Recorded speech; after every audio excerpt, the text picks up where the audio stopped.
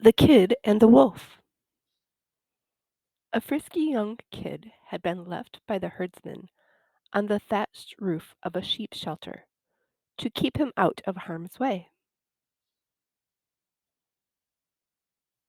The kid was browsing near the edge of the roof when he spied a wolf and began to jeer at him, making faces and abusing him to his heart's content.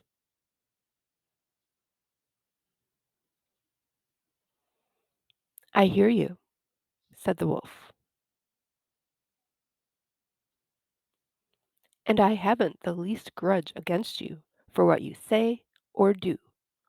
When you are up there, it is the roof that's talking, not you."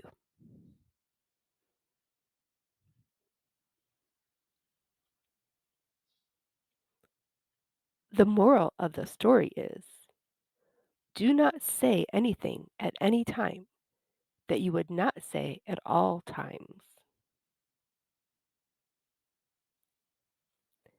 Thank you for watching. Please subscribe before you go.